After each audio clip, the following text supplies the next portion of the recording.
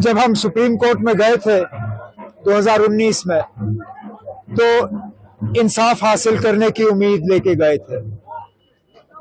आज भी हमारे जज्बात वही हैं। हमें बेसब्री से इस दिन का इंतजार था।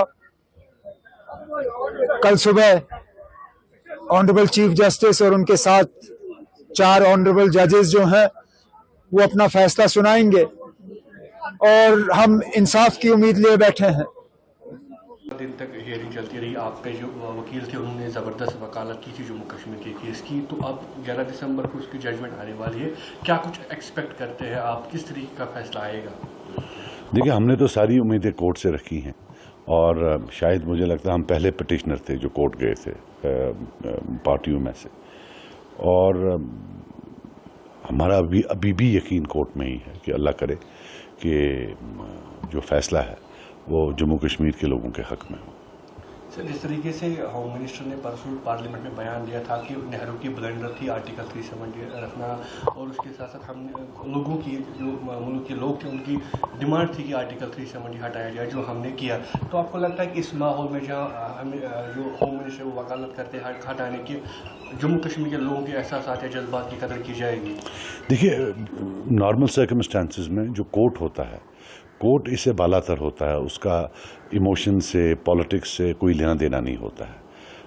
मैं जो एक नॉर्मल एक डेमोक्रेसी में जो कोर्ट की हैसियत होती है उसका इससे कोई लेना देना नहीं होता है कि मेजॉरिटी ओपिनियन क्या है, माइनॉरिटी ओपिनियन क्या है, वो कानून से जाती है।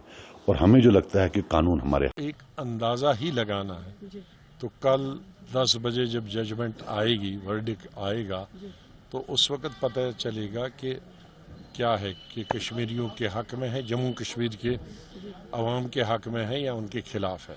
इस वक्त हम यही कह सकते हैं कि हम 2 महीने या 4 महीने से इंतज़ार नहीं कर रहे हैं।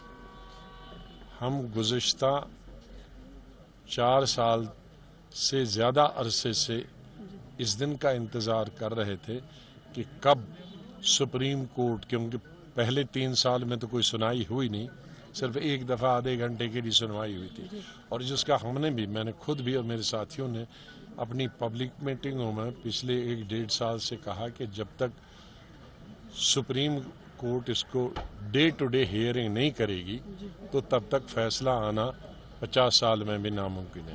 देखिए, सुप्रीम कोर्ट ने पहले ही कई बार एक तो इस मुद्दे को सुनने में बहुत देर कर दी, 5 साल लगाए इस मुद्दे को सुनने में। उसके बाद मैं समझती हूँ कि खुद सुप्रीम कोर्ट में कई बार जो पुराने हमारे जजमेंट्स आई हैं उसमें ये कहा गया है कि 370 को जम्मू कश्मीर की कॉन्स्टिट्यूएंट असेंबली के बगैर कोई नहीं हटा सकता है जी। तो मुझे लगता है ये फैसला तो सीधा होना चाहिए कि ये जो उन्होंने किया 2019 5 अगस्त को वो नाजायज था, वो कॉन्स्टिट्यूशन के खिलाफ था, जम्मू कश्मीर के खिलाफ था। जो जम्मू कश्मीर के साथ वादे किए गए 1947 में, उन वादों के खिलाफ है।